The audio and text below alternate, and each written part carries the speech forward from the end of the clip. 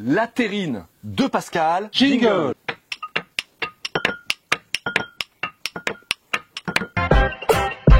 Salut à tous. Bonjour. Aujourd'hui, on a un super invité, c'est Pascal, une de nos connaissances, qui vient nous proposer une terrine. Et quelle terrine? Alors bon, c'est une cuisine familiale en fait, qui m'a été inspirée par ma tantine, maintenant qui a 100 ans, qui cuisine encore. Super. Voilà, c'est bien.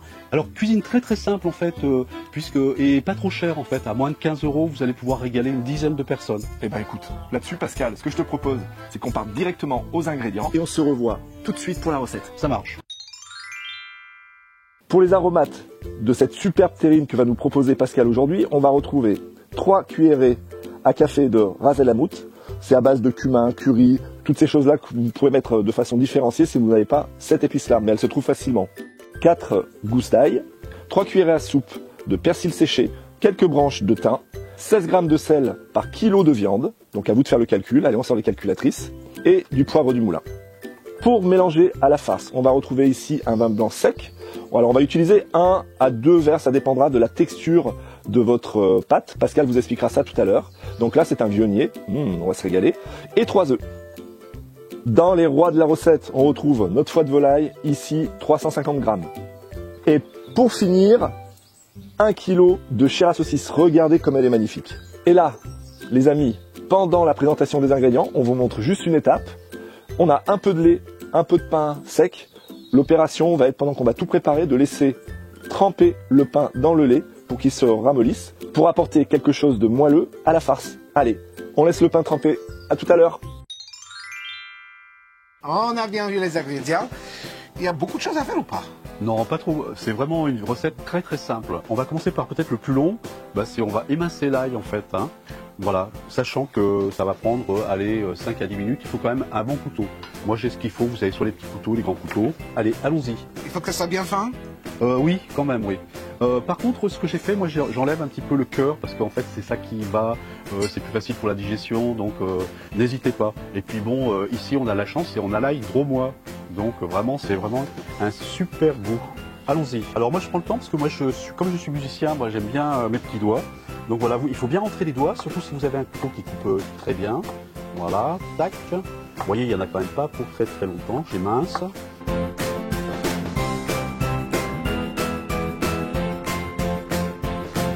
En fait, Pascal, il a fait ça en 2 minutes.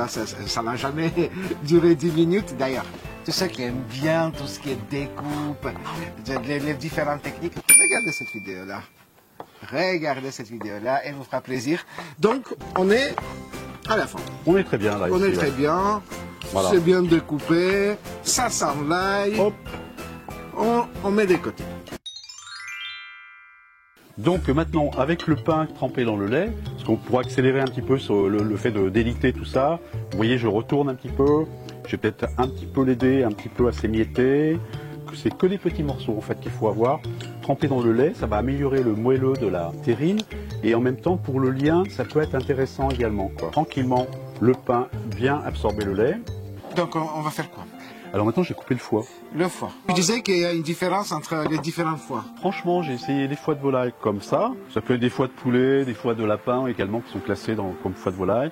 J'ai essayé les foies de génisse, les foies de porc. C'est quand même plus goûteux quand c'est des foies de volaille. Alors par contre, on ne peut pas les laisser comme ça. Il faut simplement les couper en petits morceaux. Ok.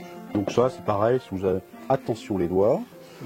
On va pouvoir les couper en des morceaux sur à peu près, on va dire, 1 cm sur 1 cm. Je vais les réserver parce qu'on va les marbrer après dans une poêle.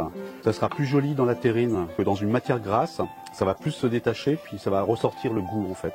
Oui, le goût est beaucoup plus concentré, en fait, dans la volaille que dans le foie de génisse, ça c'est évident. Ouais, complètement, ouais. Puis bon, si vous aimez pas le foie, on peut éviter d'en mettre. C'est une terrine, on peut rajouter des champignons à la place. Voilà, c'est bientôt le temps des châtaignes. On peut mettre aussi une poignée de châtaignes qui ont été cuites. Ça n'en sera que meilleur en fait. Oui. Avant qu'on fasse la farce, il va falloir, je vais t'aider, il va falloir faire revenir les foies. Ouais, voilà. D'abord on fait ça. Ouais, on va faire ça d'abord. Voilà. On se le voit tout de suite. On va marbrer en fait nos foies de volaille. Oui. Donc avec ma che bella. Ma che bella de l'huile d'olive. Tu rajoutes ce qu'il faut. Voilà. Hop. On va laisser bien chauffer par contre, que ça soit bien chaud. Tu assaisonnes ou pas? Non, non, Ok. pas tout de suite, voilà. Ok. Allez, on peut y aller. Allez. Donc, hop. Voilà, la petite musique. Ça chante, On ça entend chante. la petite musique? Oui, oui. Voilà, hop. Tout de suite, on peut commencer à tourner un petit peu. On va juste un petit peu les faire revenir. On voit déjà la couleur qui commence à changer. Hein. Donc il faut que ça soit un petit peu de la homogène de partout, en fait. Ça, c'est important. L'homogénéité. Je ne vais pas rajouter de sel tout de suite. Je préfère attendre pour la salaison après. Oui. Par contre, rien n'empêche de mettre un petit peu de poivre. Oui, pour aromatiser tout ça. Voilà. Et regarde comme ça réagit, hein, Voilà, au poivre, c'est super. Hein. Tu l'entends, hein? Bien, hein. Mais ça commence à sentir bon. Ah oui, ça Hein? c'est fait. Top. Et voilà. Et c'est fini, on va pouvoir passer à la prochaine phase. On va préparer notre farce. Allez, allons-y. Maintenant, ça va être avec... c'est manuel, en fait. Hein. Donc, hop, on prend la farce. Tac. Une belle farce, hein, vous voyez, pas trop de colorant. C'est vrai que, bon, elle n'est pas trop grasse également. On voit que c'est intéressant. Alors, les foies que nous avons marbrés, hop, je les prends. Ils sont juste là. Bien caché. Je vais pouvoir bien cacher, vous voyez. Je fais le petit mélange dessus. Donc, on commence. Alors, ça va refroidir avec. Ils sont un peu tièdes, c'est vrai, c'est pas mal. Donc, je vais quand même mélanger doucement. Ouais, si tu peux me tenir. Allez, on va. Tiens, tu peux rajouter l'ail Je également. rajoute de l'ail. Ouais, je t'en prie, oui. Voilà. Après, voilà, c'est notre pain qui est en fait qui avait trempé le pain sec dans du lait. Ben, maintenant, c'est bien délité, donc il suffit de le mettre dans la farce. On va mélanger le tout. Voilà, tranquillement. Un ingrédient qui est important, c'est pour le liant. Quand on va couper la terrine, c'est pour éviter que ça se délite. Donc on va rajouter des œufs. Et les aromates. Voilà, les aromates. Alors, comme disait Luc tout à l'heure, c'est le Ras el Hanout.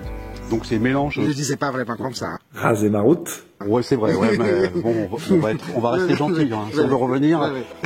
Donc il y a du cumin, du coriandre, il y a de la coriandre, il peut y avoir aussi du curcuma, il peut y avoir plein de bonnes choses, du curry également. Donc c'est 2-3 cuillères à café à peu près. Si vous n'aimez pas trop épicé, vous n'êtes pas obligé d'en mettre. Et puis également, ça c'est une recette aussi de notre tante, qui était en fait, son mari était charcutier. Donc on mettait bien à l'époque, ils ne mettaient pas de curry, ils n'avaient pas l'habitude. Il n'y avait pas de piment d'Espelette, des choses comme ça. C'était ail, du thym, du romarin, point de barre. Mais là, on a la chance d'avoir ces épices-là, on va en Le petit profiter. parfum, oui. Alors, comme on n'avait pas de persil frais dans le jardin, on a pris du persil séché, entre 2-3 cuillères à soupe, voilà. En toc, on va mettre tout ça, ça va parfumer quand même, il en faut beaucoup plus. Autrement, c'est vraiment un bouquet de persil frais à l'intérieur, c'est encore meilleur. Et puis après, il nous restera le sel, mais le sel, ça va être 16 grammes par kilo de viande, et ça, on va le peser. Hein. Parce qu'en fait, on avait les 300 grammes de foie aussi. Oui. Il ne faut pas oublier. Donc ça sera impeccable. Donc ça nous fait à peu près là 28 grammes pour 1,3 kg en fait. Hein. On remet le sel pour les salaisons. Alors on peut mettre soit du vin blanc, ça c'est un vionnier, donc ça sera pas mal. Si vous aimez le cognac, si vous aimez l'armagnac, si vous avez un fond de bière de la veille qui reste, on peut le faire à la bière. Le tout c'est d'arriver à avoir une matière en fait qui soit pas trop liquide. Donc par contre ça va aromatiser en fait le pâté. Et là tu malaxes. Voilà, là j'y vais quand même doucement parce qu'il y a des foies qui ont été marbrés. Donc T'aimerais pas les éclater. trop les éclater quoi.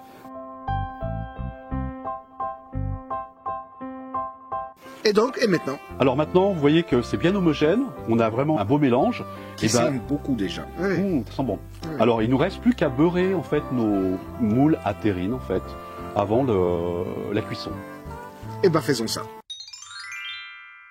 Alors la phase finale avant la cuisson, c'est le beurrage.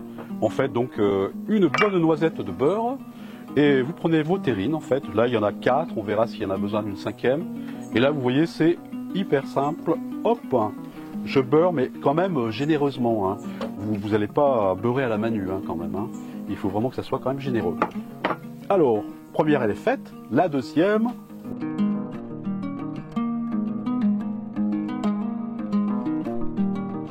Voilà, puis on va garder l'excédent en fait, c'est pour pouvoir mettre un petit morceau sur chacune pour que ça puisse bien dorer. Il n'y a rien de plus agréable sur la table quand vous voyez vraiment quelque chose d'arrivé, un joli pâté bien cuit, avec justement, que ce soit bien doré dessus. Donc on va pouvoir enfourner directement, on peut le faire à la spatule, à la cuillère, ou carrément à la main. Moi j'aime bien la matière, donc je trouve que c'est quand même plus sympathique de faire ça. C'est assez rapide, hop, la première elle est bientôt, il faut être généreux, hein. Il va y avoir un petit peu d'eau qui va passer dans le fond. Et pour la cuisson, c'est quand même, il faut vraiment des plats qui puissent résister à la cuisson. Après, si vous le faites dans d'autres moules, j'ai pas testé sur les moules à gâteau, ça pourrait être éventuellement, pourrait se faire. Vous pouvez en acheter, ça coûte pas très très cher, quoi. Vous voyez, on arrive pile poil. Pile poil, hein, vraiment. Et ça mérite quoi? Je crois qu'on va aussi pouvoir goûter le vionnier, hein. Ça mérite un vionnier pour nous, et ça mérite aussi un like ici. Ah oui. Likez. Likez, un abonnement qui est là. Tu vois, il est là. D'accord, ouais. Ouais. Ok. Et là, donc, ça va partir au four. Combien de temps? À quelle température? Alors, la température, important, parce que les fours varient d'une maison à une autre. Chaleur tournante, si vous l'avez, 45 minutes à peu près. Donc, si vous n'avez pas la chaleur tournante, c'est compter un peu plus de temps. À 200 degrés, on va dire une heure. Donc, vous voyez, là, je finis avec le beurre pour pouvoir que ça puisse dorer. J'avais apporté un petit peu de thym, donc on peut rajouter un petit peu et juste ici. Donc voilà, c'est le thym de la région, parce que nous, l'Ardèche et la Drôme, vous voyez, on a la chance d'avoir. Il suffit d'aller randonner un petit peu, et puis bon, on peut rajouter un petit peu de thym comme ça, voilà, que vous allez couper. Et ça va donner un peu plus de goût en fait. Hein. Et on lance ça au four et on voit le résultat. Nous, dans une heure, vous, dans quelques secondes. Bon alors maintenant, au bout d'une heure de cuisson, on va vérifier si les terrines, elles sont bien cuites. Avec l'aide d'un couteau, voilà, il vous suffit d'enfoncer tout simplement. Et quand je retire, il ne doit rien rester en fait. Alors, allons-y. Ouais, elles sont cuites. Hein. Voilà, vous voyez, il n'y a rien qui reste.